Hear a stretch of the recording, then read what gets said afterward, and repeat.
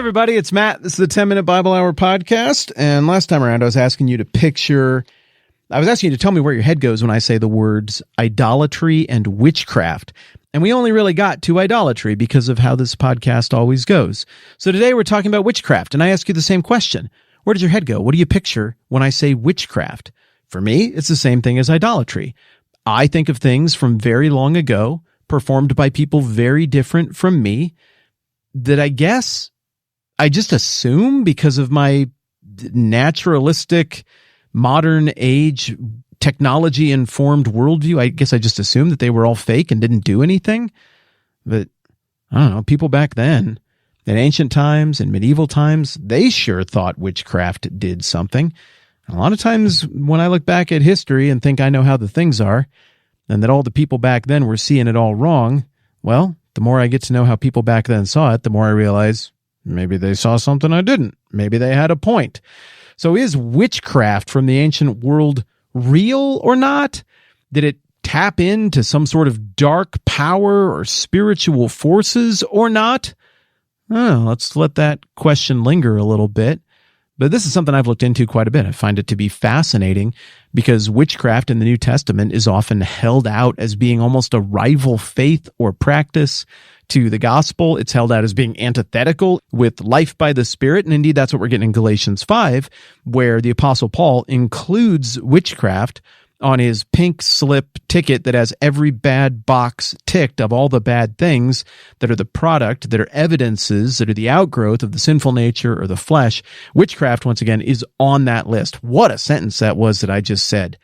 Diagramming whatever it is that I just did for the last 25 seconds of run-on disaster would be like, do you remember when Sarah Palin ran for vice president of the United States and one of the jokes was that they would try to diagram her sentence structure?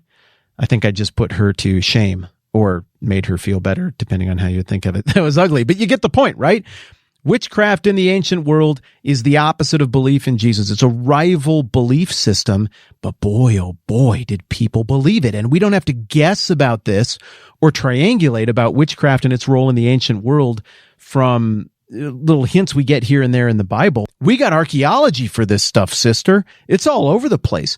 Apparently, in a whole bunch of cultures around the Roman world, people would wear these amulets, and they were like tiny little foil amulets where you would have a super smushed out piece of gold or silver or some other mineral, tin at times, and etched in that in Greek or Aramaic, a lot of these are in Aramaic, you would have what's called a binding spell.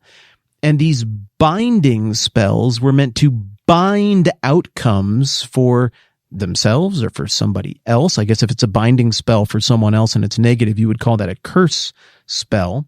But generally speaking, if somebody was wearing an amulet, that binding spell would be a binding spell to the benefit of the wearer for health, for good outcomes in wagers, for good outcomes in sporting competitions. Remember, the ancient world was really into sports, kind of like us in that regard. And if you have ever caught yourself uttering a prayer for the home team, then I guess maybe you have a little bit in common with one of these binding spell wearers who would wear it to the horse track. And so do I. I've prayed for the home team before. Don't judge me. It's a moment of weakness. I really wanted my guys to win. If it makes you feel any better, it didn't work. Joe Flacco threw a ball right over Raheem Moore's outstretched hands, and it went for a touchdown in the closing seconds, and the Broncos got eliminated. So, lesson learned. So we've got a whole bunch of these amulets that have been found, troves of them even in burial sites. People were buried with these amulets, so they viewed them as something very precious. They were fashionable, too. It wasn't just like a little rolled-up clump. It was something that you wore as a fashion statement. Maybe it was kind of a coy, little debonair mystery kind of thing. Like, hey, you come to parties like this often? Yeah, sometimes. You mind my asking what kind of binding spell you have in your amulet? Well, you'd probably have to buy me a couple of drinks first. That was so gross, but it just happened. There was something to these things that went into the social structure of it. It was performative to some degree as well. Well, eventually, smart people who dig up things like this for a living dug up receipts. And so we even know what kind of crazy money people were paying for these things.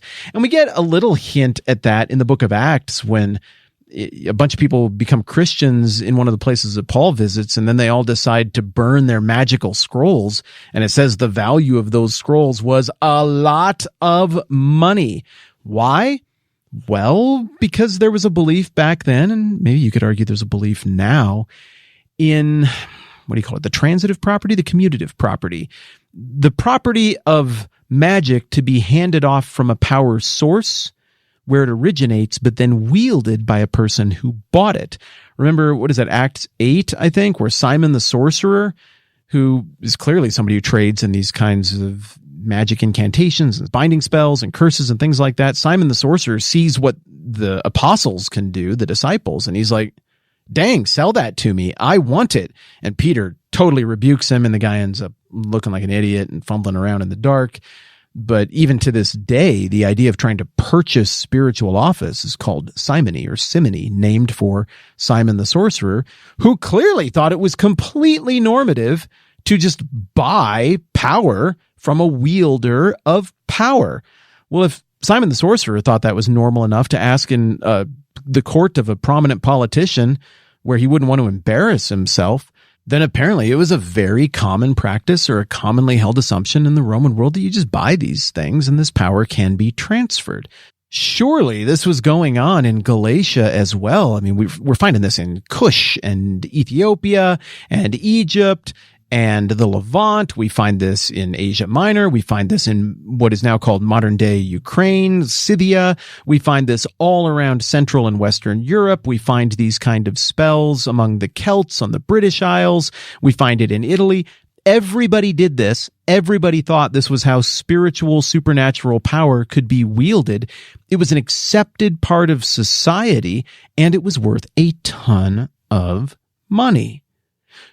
But Paul is saying also it is transparently, obviously, evidently to anyone who's looking, a fruit of the flesh, a fruit of the sinful nature, an outgrowth produced by something that is wrong and contrary to God. And if, Paul seems to be saying here in Galatians chapter 5, witchcraft, or any of the other things on this list, are manifesting in your life, that is a fruit of the flesh. That is a fruit of the sinful nature. That wouldn't be good.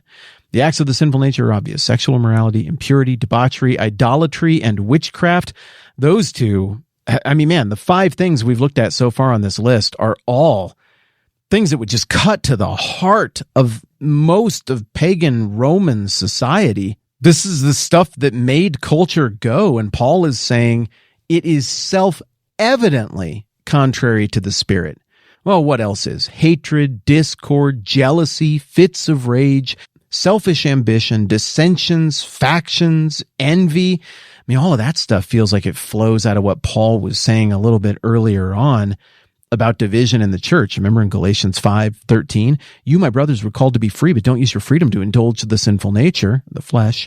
Rather serve one another in love. The entire law is summed up in a single command. Love your neighbor as yourself. If you keep on biting and devouring each other, watch out or you'll be destroyed by each other. It seems like this next block 1 is sex stuff, block 2 is pagan practices, idolatry and witchcraft. Seems like this next block of obvious flesh stuff is stuff the Galatians were really guilty of, even in their own church, tearing each other up. And because we've already spoken to a bunch of that when we were covering Galatians 5:13 through 15, I don't think we need to get into too much of it. Maybe I'll touch on it a little bit tomorrow as we get down toward the end of this list and on to the converse of this list, which is the good stuff, the fruit of the Spirit. Walking by the Spirit can't help but produce the good stuff. Walking by the flesh can't help but produce this ick stuff that's all on this list. Okay, that was fun. I've been looking forward to doing a little ancient witchcraft conversation, sharing a few of those details. So thanks for indulging me on that. And breathe easy, because tomorrow is our last day on the pink ticket with every bad thing you can do box ticked. All right, that's plenty for now. I'm Matt. This is the 10-Minute Bible Hour podcast. Let's do this again soon.